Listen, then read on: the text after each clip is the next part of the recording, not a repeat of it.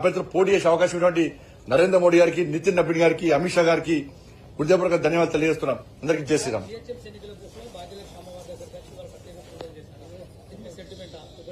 రెండవది, దేశంలో అన్ని రాజకీయ పార్టీల మీద రైడ్ చేసినటువంటి ఈడీ, ఐటీలు ఎంఐఎం ఇంద్రాఖండ ఎంఐఎం కుటుంబ ఆస్తులు వాళ్ళ కుటుంబాల మీద ఎంఐఎం పార్టీ మీద ఈడీ రైడ్స్ కానీ ఐటీ రైడ్స్ కానీ ఎందుకు జరగట్లేదు అన్న? ఈడీ రైడ్స్, ఈడీ అనేది భారతీయ జనతా పార్టీ మాకు అనుబంధ సంస్థ కాదు. అది ఎవ్వరికి ఏ ఫిర్యాదులున్నా చేయాలి.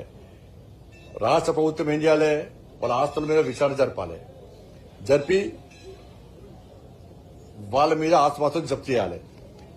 ఇవాళ మేము కూడా ఆధారాలు సేకరిస్తున్నాం. పక్కా మేము ఏ విధంగా న్యాయపరిగిస్తాం.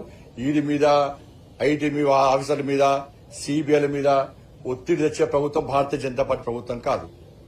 అట్ట ఇవ్వాలనుకుంటే ఈ దేశంలో ఎవ్వరు ఉండరు.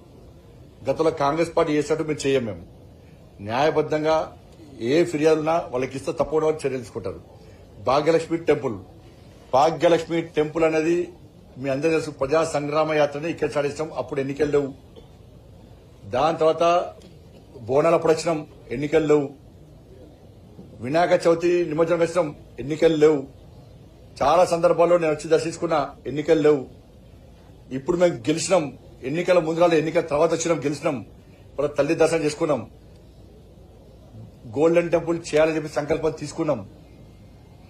కాబట్టి మళ్ళీ జిహెచ్ఎంసీ ఎన్నికల్లో మళ్ళీ గెలిచాక మళ్ళీ ఇడికేస్తాం.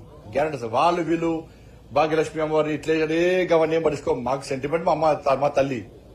ఆ తల్లి ఆశీర్వాదంతోనే మేము ముందు పోతాం. కాబట్టి వాళ్ళు వీళ్ళు అందరినీ పట్టించుకునే పార్టీ భారతీయ జనతా పార్టీ. అటువంటి నాయకులు మేము కాదు.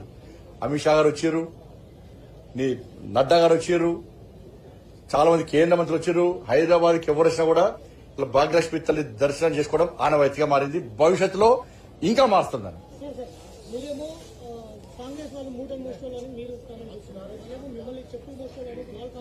సంస్కారం లేని వచ్చే ఎన్నికల నాటికి జాగృతి లాంటి సమస్యలు వస్తే బీజేపీ భూస్థాపితమవుతుంది అనేది అటువైపు వినిపిస్తున్నాయి. నువ్వే నవ్వుకుంటూ అడుగుతున్నావు సమాజ క్వశ్చన్. నువ్వే నవ్వుకుంటూ అడుగుతున్నావు. దానికి ఏ సమాధానం చెప్పాలండి? ఇప్పుడు గురువుల కాలు మొక్కడం సంస్కారం. గురువు, దైవం, ధర్మం అనే లేని సంస్కారహీనులు, ఫాల్తనగాళ్ళు అట్ట కామెంట్ చేస్తారు. వాళ్ళ కామెంట్లో మేము పట్టించుకోము. ముఖ్యమంత్రి గారు మిమ్మల్ని ధర్మపుర అరవింద్ గారిని ఉద్దేశించారు. ఒక బండి ఉన్నాడు, ఒక గుండు ఉన్నాడు, తీసుకొచ్చినంత గుండు సున్ననే చేసింది ఏం తెలియదు. ముఖ్యమంత్రిగా ఏమాత్రం విజ్ఞత ఉన్నా, నైతికత ఉన్నా ఈ 20 నెలలో మున్సిపల్ కార్పొరేషన్లకు, మున్సిపాలిటీస్కు, గ్రామ పంచాయతీకి ఏమేమి ఇచ్చారు చెప్పండి. అంత మాట్లాడే ముఖ్యమంత్రి ఎలక్షన్ గాడి గుడ్డు